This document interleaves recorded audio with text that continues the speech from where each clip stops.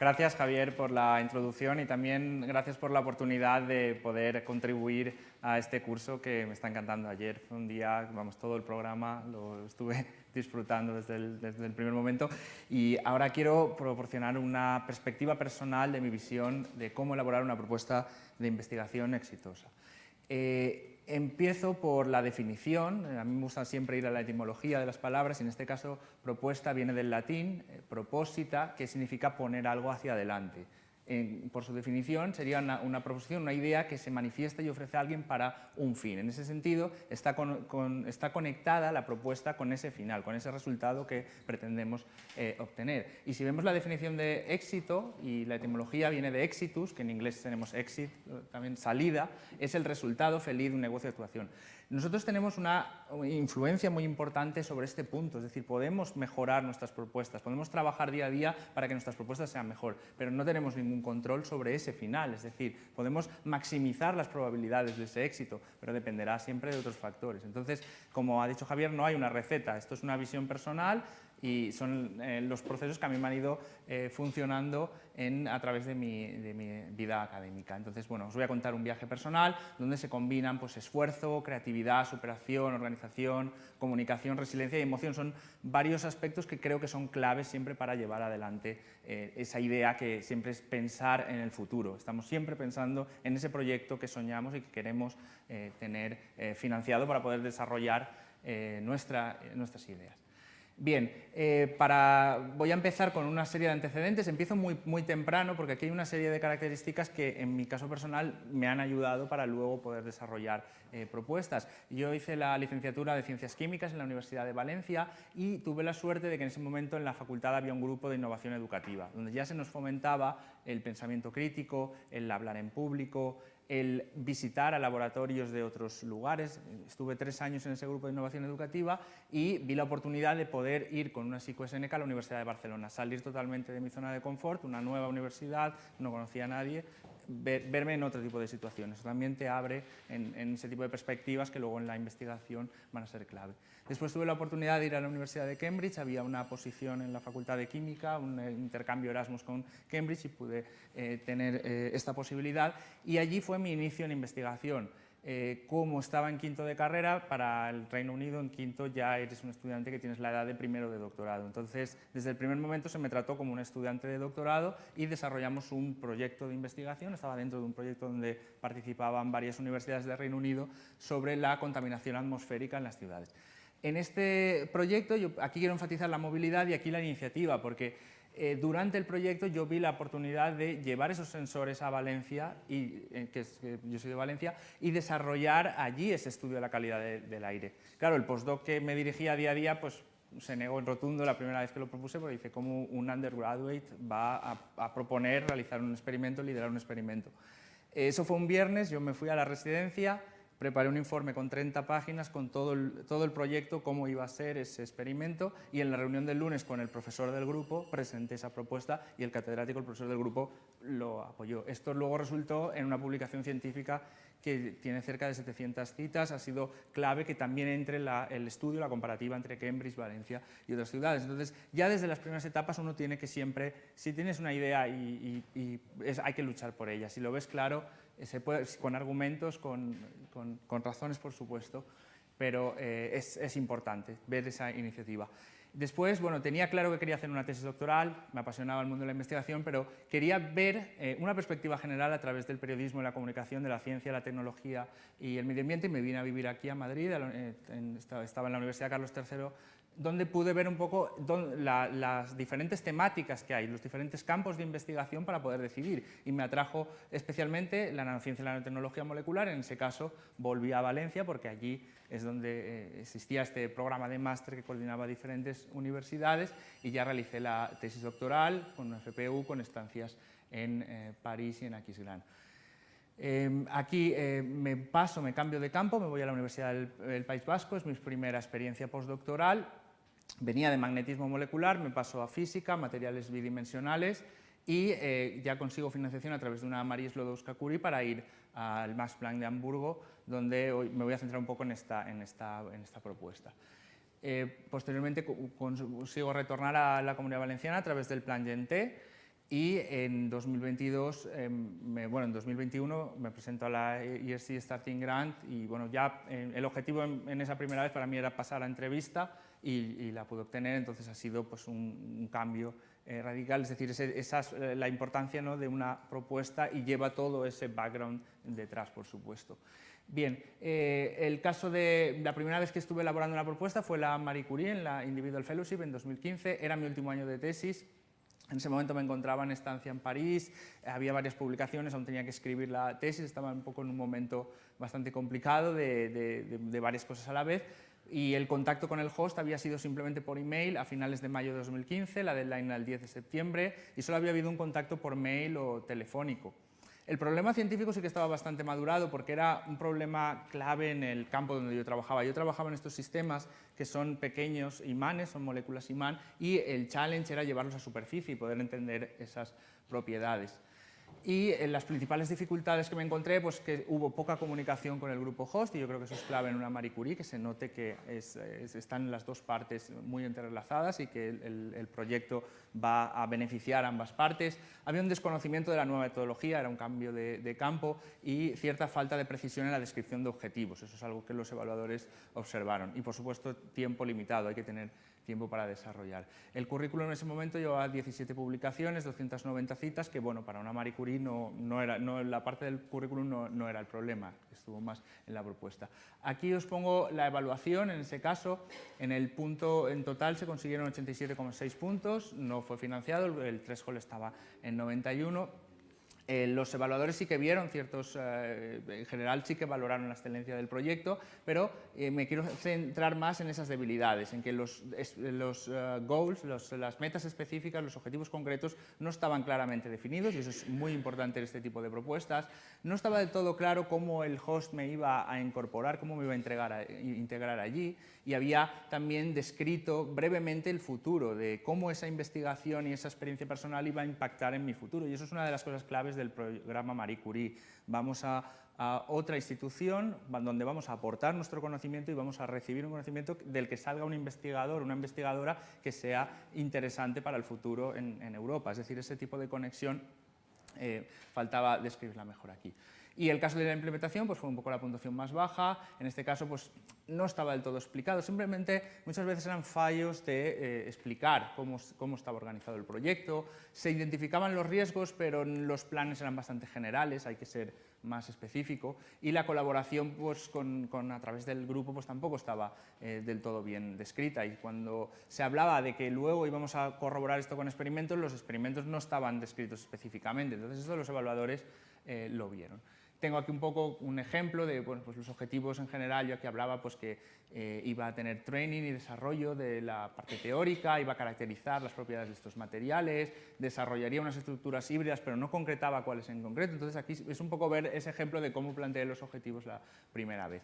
Y los riesgos pues sí que estaban identificados, pero aquí, por ejemplo, en el plan de contingencia, pues decía que iba a proponer otras posibilidades usando métodos, pero claro, esto no es muy claro. Será con un lantánido, pero luego sustituiremos por usar algún tipo de grafting. No había una claridad en cómo iba a solucionar ese tipo de riesgos. Defiendo la tesis en marzo de 2016 y ahora vamos a replantear la propuesta. Parto de un análisis exhaustivo del estado del arte, quería ver, porque iba con el mismo tema, pero quería ver cómo había evolucionado el tema en ese año, y bueno, sí que había publicaciones que reforzaban el interés de la propuesta, y quería estuve reflexionando sobre las debilidades, es decir, el informe de evaluación fue clave, y replantear la estructura, pero manteniendo la gran idea. La gran idea había sido valorada positivamente. Analizamos las cuestiones que van a responder los evaluadores. Yo tenía la evaluación anterior y miré muy bien cada una de estas preguntas, y trabajar en mejorar, me centré en mejorar el diseño general de la propuesta, aspectos incluso estéticos y formales que son también necesarios. Realicé una visita al grupo host en mayo de 2016, la deadline en septiembre, y ya tuve contacto con postdocs del grupo con los que iba a colaborar, que ya me iban dando feedback de las técnicas que iba a utilizar. El problema científico ya estaba muy madurado, y el currículum en este caso pues, estaba en unas 23 publicaciones y 549 citas en ese momento de la carrera.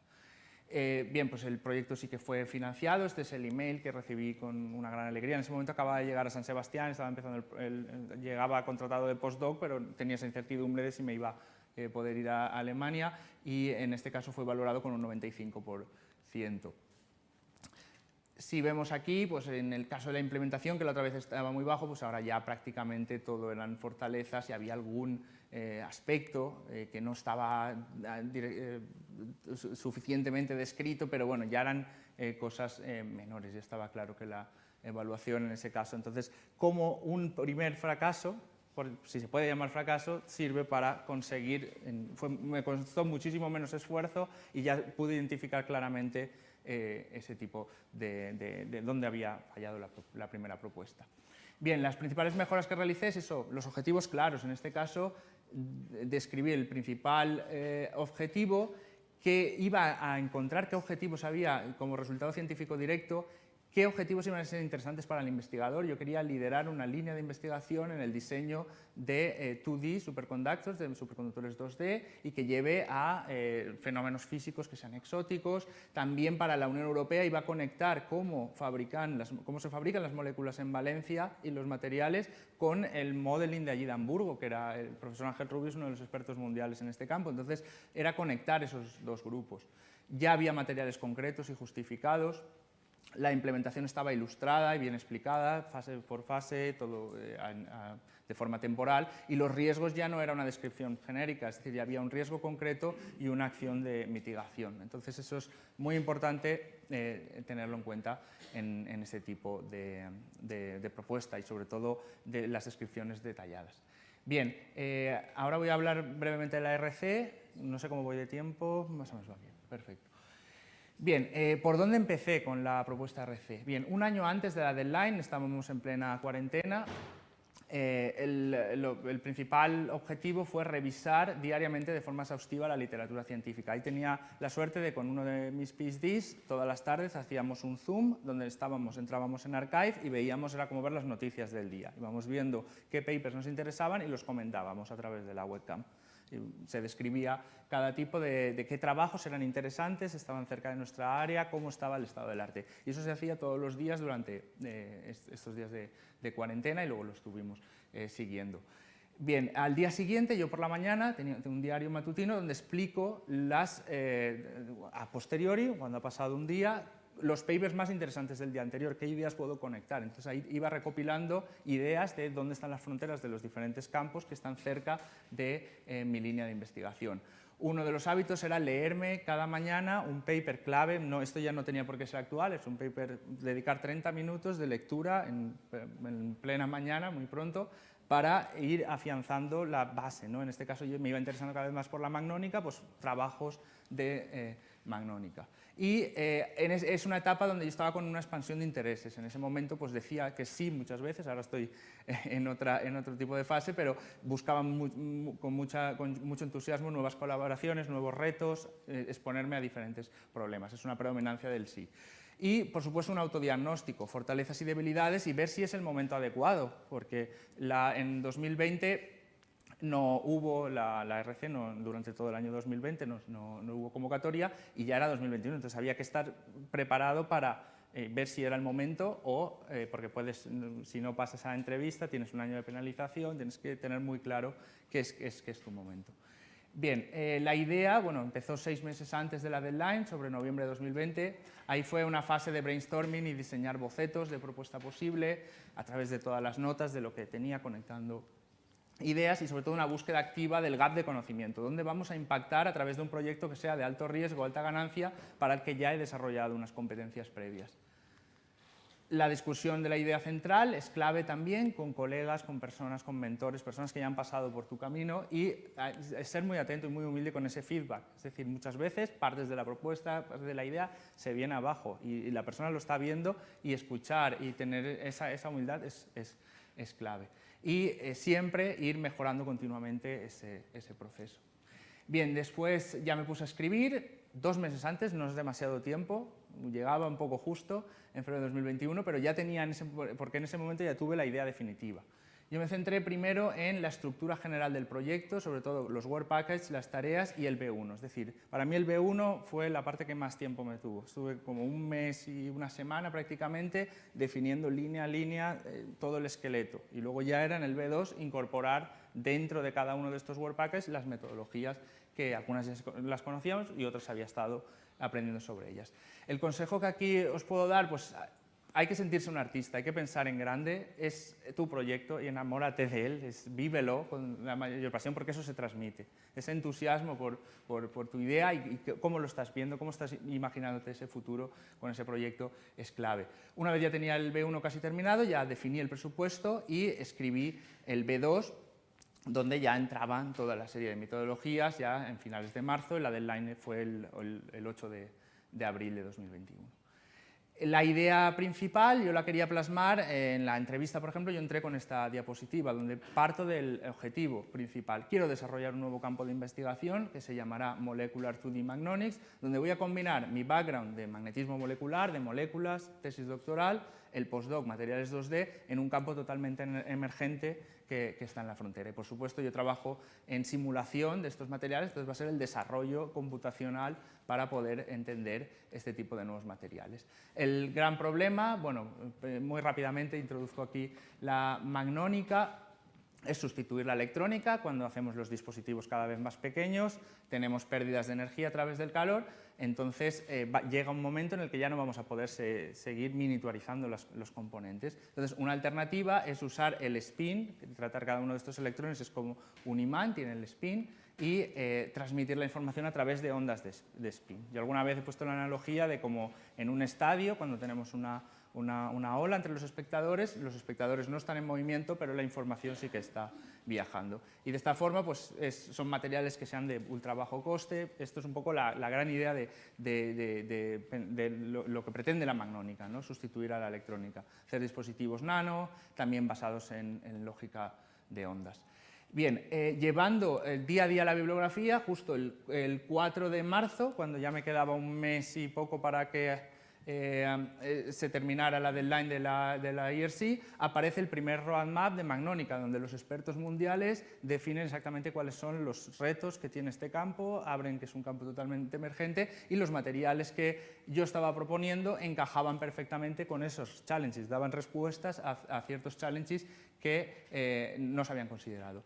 Aquí os pongo un vídeo de la idea del proyecto, porque es poder transmitir ese tipo de información a través del material usando química. Al final es usar moléculas, queremos tunear moléculas inteligentes en el sentido de que reaccionan a un estímulo externo y que puedan producir ese transporte de información. Es decir, cómo generar una onda de spin a través de la química, algo que no se había propuesto nunca. Simplemente aquí una serie de conceptos. El abstract es la carta de presentación. Importante que el proyecto tenga un logo, que se vea que es algo que lo habéis pensado como un proyecto en su todo.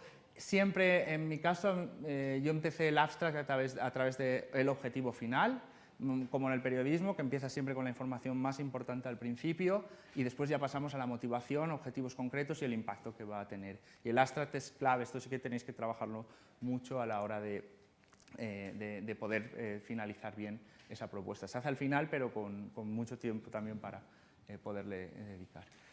Después, la propuesta siempre debe ser equilibrada, estas son cosas que ya se conocen, pero bueno, tiene que ser novedosa y rompedora y el momento tiene que ser ahora. Tiene que tener un alto grado de ambición, pero ser realista. Por otro lado, alto riesgo, pero en líneas generales viable. Debe estar avalada por tu experiencia previa, pero no puede ser una mera continuación de la investigación actual. Y accesible, sobre todo la parte del B1, porque el panel es generalista, entonces es importante ponerse en el lugar de la audiencia, ahí el tema de la comunicación. También tiene que ser el producto de un largo proceso creativo y concienzudo. Es decir, una propuesta requiere mucho más trabajo en la sombra del trabajo que realmente estás escribiendo. Hay todo un trabajo previo que lleva mucho más tiempo. La propuesta, en este caso, yo pongo aquí una serie de fragmentos de mi propuesta donde se veía un poco esos aspectos, ¿no? Yo aquí, por ejemplo, estoy defendiendo la viabilidad. Entonces, yo ya había desarrollado metodologías que estaban en la frontera entre química y física y, por otro lado, pues tenía un background que era sólido, en desarrollo de herramientas para la dinámica de spin. Entonces eso ya encajaba y lo justifico con esta serie de publicaciones que habían tenido un impacto. Entonces, aunque estamos ante altos riesgos, otras veces he podido salir de esos challenges con otras aproximaciones. Entonces ahí era importante un poco remarcar, porque es algo de alto riesgo, pero bueno, yo tengo una trayectoria que avala que voy a poder salir de ahí. Y sobre todo el high gain aquí, al final es desarrollar un nuevo campo y eso va a poder abrir nuevas posibilidades, entonces el riesgo que vamos a asumir comparado con las ganancias que podemos obtener está bien balanceado. Y aquí explicaba también por qué en este momento, donde estoy localizado, qué tipo de interacción tengo entre diferentes grupos y el background, y también un poco el futuro, ¿no? Que voy mucho más allá de mi investigación actual y creo unas estructuras innovadoras para un área emergente. Entonces ahí también eso es importante. Ya muy breve, en el currículum sobre todo, que esté muy claro los logros que se han adquirido, el por qué tú, esa es la clave, pues siempre tienes que preguntar el por qué yo y por qué ahora, son las dos preguntas clave. Y aquí pues enfatizaba que venía de un tipo de comunidad, de otra, y este proyecto juntaba todo en el momento preciso. Y por otro lado, esto es parte un poco de cómo están distribuidas las tareas, voy a pasarlo muy rápido, pero simplemente lo que quiero enfatizar aquí es que se piensa en equipo. Cada una de estas tareas yo ya pensaba qué PhD, con qué perfil, qué postdoc va a llevar al grupo y todo eso tiene que estar ya en tu mente. Tú tienes que estar imaginándote en esa situación de que estás dirigiendo, en este caso, a 6 personas. No es una propuesta individual, entonces es trabajo para 6 personas en este caso. Bien, como líneas así generales que podemos llevarnos a casa, elaborar una propuesta exitosa, ya se ha dicho aquí, requiere una alta dosis de esfuerzo, tanto el visible como el invisible, y ambición, por supuesto. Debe estar guiada por la pasión a la idea que queremos desarrollar y no por el resultado como un fin. Es decir, el motor, la emoción, lo que nos mueve tiene que ser esa pasión por nuestra idea. Recibir una evaluación crítica no es un fracaso, es una retroalimentación que puede ser clave en futuras propuestas. Hay que tener siempre humildad y resiliencia. Y rétate a ti mismo, a ti misma, reta tus ideas, encuentra el momento y el tipo de convocatoria más adecuada para ellas y sobre todo ordénalas y preséntalas de un modo claro y convincente. Y por supuesto siempre hay que buscar buenos mentores, personas que ya hayan pasado antes por este proceso. Serían un poco una serie de ideas generales. Y bien, pues con esto termino. Muchas gracias por vuestra atención y estamos abiertos para leer.